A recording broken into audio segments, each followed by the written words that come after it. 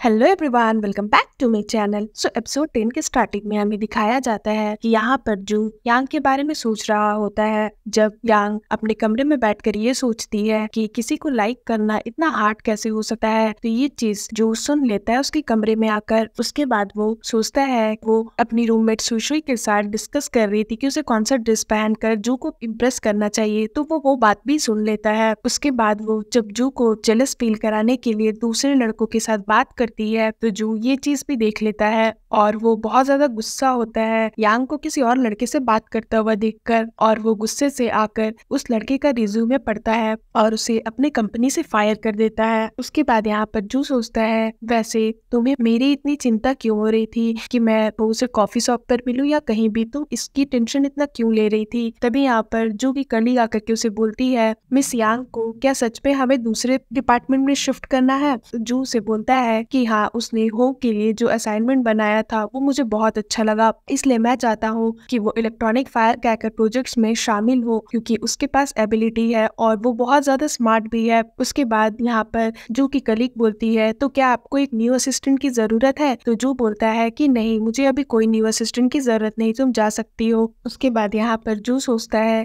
कि दूसरे लोगों के बॉयफ्रेंड तो उसे फ्लावर्स और रिंग गिफ्ट करते हैं, बट देखो यांग, मैंने तुम्हें एक न्यू पोस्ट गिफ्ट किया है, अब तुम्हारा सैलरी भी बढ़ेगा और तुम्हें प्रमोशन भी मिलेगा। तो एक सीईओ को अपनी गर्लफ्रेंड को इस तरह से ही प्यार करना चाहिए। और उसके बाद वो मन ही मन सोचता है, जब मेरा हो टेक्नोलॉजी के साथ प्रोजेक्ट अच्छा चल जाएगा, उसके बाद हम लोग मिलकर बहुत सारे न्यू प्रोडक्ट डेवलप करेंगे। और ये सोचकर वो हंसने लगता है। उसके बाद हमें यहाँ दिखाया जाता है, यांग और उसकी रूममेट सुशुई दोनों एक ही प्रोजेक्ट पे काम करते हैं। तो वो लोग वेयर हाउस आती है और प्रोजेक्ट के बारे में डिस्कस कर रही होती है। उसके बाद यहाँ पर यांग बोलती है कि उसने मुझे तुम्हारे डिपार्टमेंट में शिफ्ट कर दिया। उसने मतलब कि मिस्टर जू ने, या कहीं ऐसा तो नहीं कि वो मुझे पसंद नहीं करता इसलिए उसने ऐसा किया। तो यहाँ पर सुई बोलती है कि आखिर तुम्हें हुआ क्या है, मेरे साथ काम करने में तुम्हें कोई दिक्कत है क्या। ये प्रोजेक्ट तो अभी जस्ट स्टार्ट ही हुआ है, तो ऐसा समझो कि ये बैटल अभी जस्ट शुरू हुआ है, हम लोग दोनों मिलके इस बैटल को पार करेंगे। तो यांग यहाँ पर थोड़ा सा सैड रहती है, तो सुई से बोलती है कि तुम्हें आज हो क्या गया है, तुम इतनी डाउन क्यों दिख रही हो, तुम्हें तो खुश होना चाहिए कि तुम प्रमोट हो गई हो।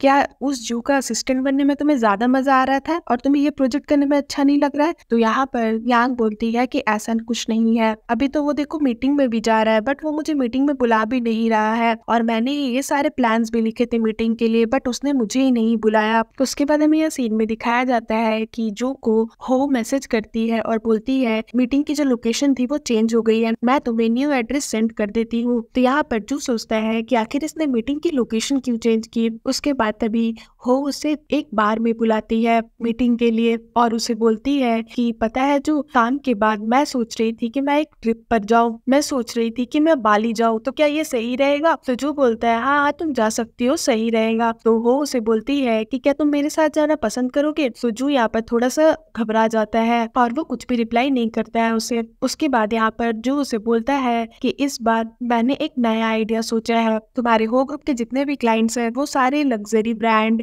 और शॉपिंग मॉल्स वाले सारे तुम्हारे क्लाइंट्स हैं, तो वो तुम्हारे बिजनेस क्लाइंट्स हुए, बट मैंने सोचा है कि इस बार तुम्हें कुछ अलग क्लाइंट्स लेने चाहिए, जैसे कि तुम्हें एक लैम्प्स का या फिर किसी अच्छे से ऑफलाइन को ब्रांडेड प्रोडक्ट्स के साथ कोलैबोरेट करना चाहिए। और तुम अगर लैम्प्स के साथ कोलैबोरेशन करोगी तो तुम्हें बहुत बड़े बड़े आर्टिस्ट से मिलने का मौका भी मिलेगा और तुम एग्जीबिशन के लिए मॉल भी जा सकती हो। तो यहाँ पर हो से बोलती है कि क्या तुम्हारा कोई फेवरेट आर्टिस्ट है। तो यहाँ पर जो बोलता है, हाँ है ना, मेरा फेवरेट आर्टिस्ट जेम्स टरेल है, आजकल तो वो सोशल मीडिया में भी बहुत छाया हुआ है, यंग पीपल उसे बहुत लाइक करते हैं। तो यहाँ पर हो से बोलती है कि अरे जेम्स को तुम भी लाइक करते हो, मुझे भी जेम्स बहुत पसंद है, और मैंने सुना है कि वो शंघाई आर्ट म्यूजियम में कुछ दिनों में आने वाला है, उसकी कोई एग्जीबिशन है, तो क्या तुम मेरे साथ चलोगे उस एग्जीबिशन में। तो यहाँ पर जो बोलता है कि शंघाई, हो से बोलती है कि हाँ तुम मेरे साथ चलना, हम लोग कुछ दिन रुकेंगे और उसके बाद आ जाएंगे। उसके बाद हमें यहाँ सीन में दिखाया जाता है कि यांग को जो जू मैसेज करता है और उसे बोलता है कि यांग जल्दी आओ, मेरी हेल्प करो। तो यांग डर जाती है, उसे लगता है कि कुछ हो तो नहीं गया। तो वो सुई को बोलती है कि तुम काम करो, मैं चलती हूँ, मुझे एक अर्जेंट काम आ गया है। उसके बाद यहाँ पर जू जो है वो जाने का सोच रहा होता है। तो वो उसे बोलती है कि क्या हो गया, तुम जल्दी में हो क्या? और वो उसका हाथ पकड़ती है।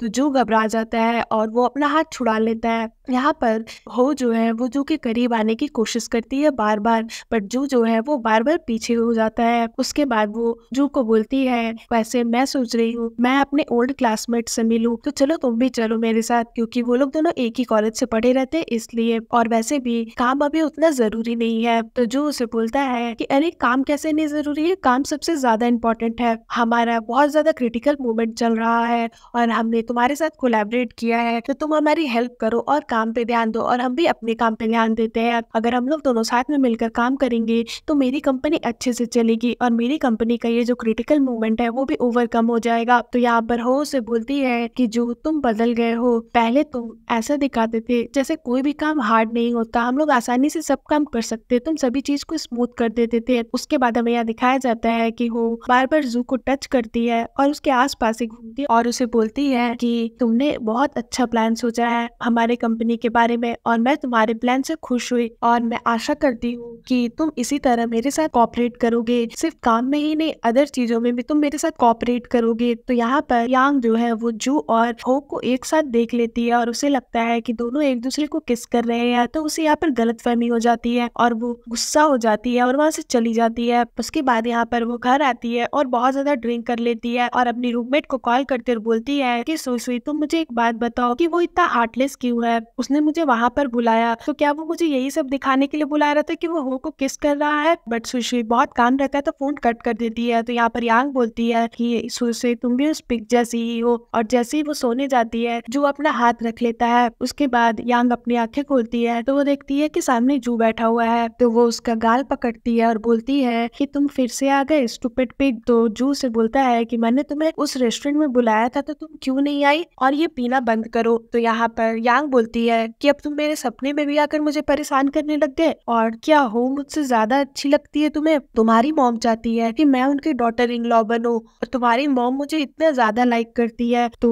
जू से बोलता है कि बट तुम तो मुझे पसंद नहीं करती। तो यहाँ पर यांग बोलती है कि किसने कहा मैं तुम्हें पसंद नहीं करती, मैं तुम्हें बहुत ज्यादा लाइक करती हूँ, मुझे ये फर्क नहीं पड़ता कि तुम एक इंसान हो या फिर एक पिग हो, मुझे तो तुम दोनों ही रूप में ज्यादा पसंद हो। तो यहाँ पर जू से बोलता है अच्छा तो फिर मुझे प्रूफ करके दिखाओ कि तुम मुझे लाइक करती हो। तो यहाँ पर यांग जू को किस कर देती है और वो ये सब चीज नशे की हालत में करती है और फिर सीन यहाँ पर खत्म हो जाता है। सो फ्रेंड्स, अगर आपको मेरी ये वीडियो अच्छी लगी हो तो प्लीज मेरे वीडियो को लाइक करिएगा, मेरे चैनल को सब्सक्राइब करिएगा, मैं जल्दी इसका नेक्स्ट एपिसोड लेकर के आऊंगी तो उसके लिए वेट करिएगा। सो फ्रेंड्स, आज के लिए बाय बाय, मिलते हैं फिर से एक न्यू वीडियो के साथ।